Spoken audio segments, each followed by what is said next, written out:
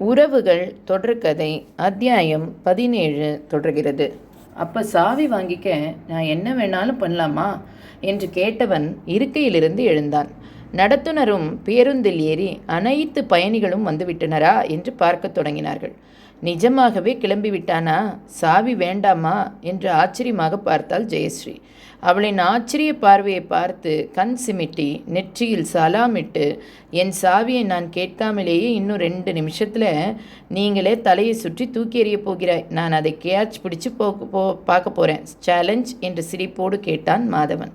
மாதவனின் புத்திசாலித்தனமும் காரியம் சாதிக்கும் திறமையும் அன்று வரை அவளுக்கு நேரடி அறிமுகம் இல்லை என்பதால் பார்ப்போம் என்று சவாலை ஏற்றுக்கொண்டாள் ஜெயஸ்ரீ.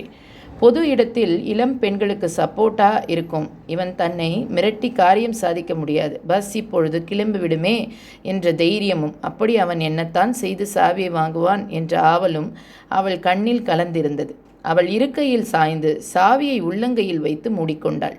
பயணிகளை சரிபார்த்து கொண்டிருந்த நடத்துனரிடம் சென்ற மாதவன், சார் ஒரே ஒரு நிமிஷம் ப்ளீஸ் என்று கீழே இறக்கிச் சென்றான்.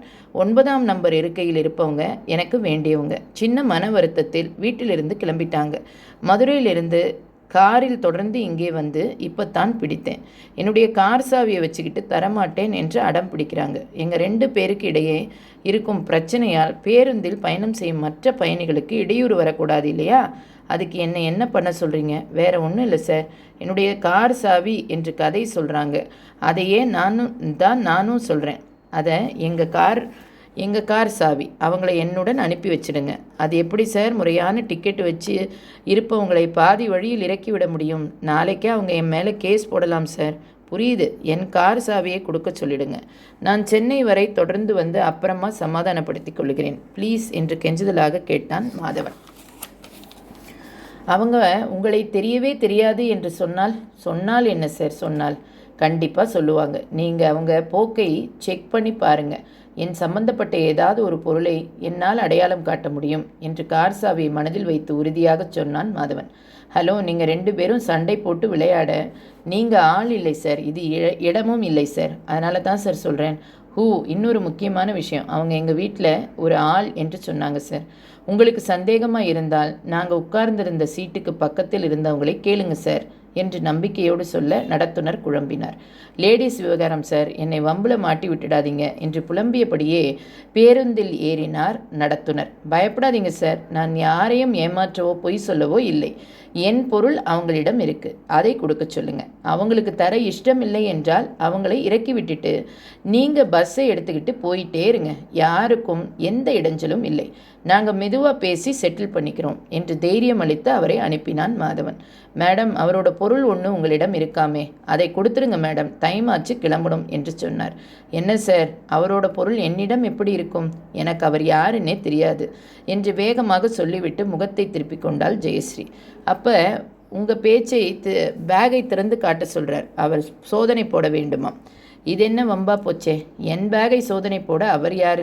அதெல்லாம் காட்ட முடியாது. சொல்லப்போனால் எங்கள் அப்பா ஒரு போலீஸ் ஆஃபீஸர் என்று அவசரமாக சொன்னவள் பார்வை ஜன்னலோரம் நின்று இருந்த மாதவனின் மேல் பதிந்து மீண்டது.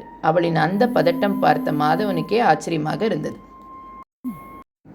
சோதனை வேண்டாம் சார், எனக்கும் அவங்களுக்கும் எந்த சம்பந்தமும் இல்லை என்று சத்தியம் பண்ண சொல்லுங்க என்று ஜன்னல் அருகே தலையை காட்டினான் மாதவன்.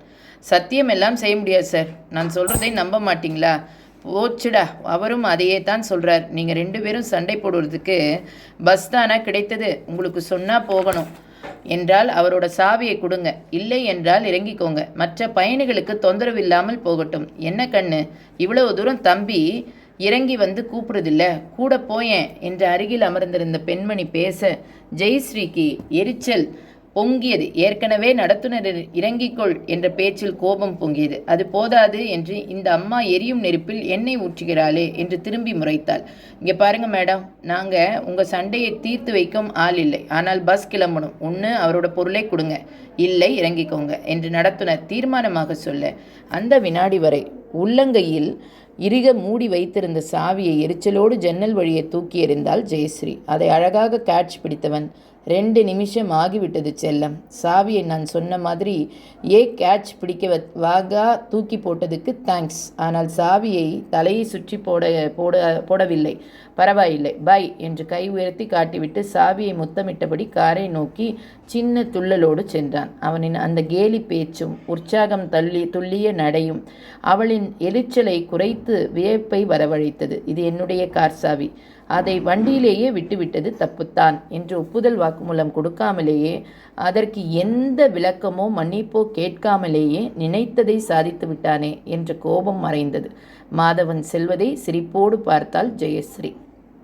பேருந்தில் இருந்த அந்த பெண்ணிடமிருந்து வெற்றிகரமாக சாவியை வாங்கிவிட்டோம் என்ற குஷியில் 1000ல் ஒருத்தியம்மா நீ, உலகம் அறிந்திடாத பிறவியம்மா நீ, பார்வையிலே குமரி அம்மா, பழக்கத்திலே குழந்தையம்மா என்று சீட்டி அடித்தபடி காரை கிளப்பினான் மாதவன். அவளின் குறும்பு பார்வையும் வம்பு பேச்சும் புன்னகையை விரிய வைத்தது. அவள் என்னவோ ஜோசியம் சொன்னாலே, பொருள் சேர்க்கை, பொருள் இழப்பு. ஏன் அப்படி சொன்னாள்? அவள் எடுத்ததை சொன்னாளா? இல்லை வேறு காரணமாக இருக்குமோ? வேறு காரணம் இருக்க வேண்டும். அவள் அதை எடுக்க நினைத்திருந்தால் அதை தன் கண் பார்வையில் படும்படி அவள் பிடித்திருக்க மாட்டாள்.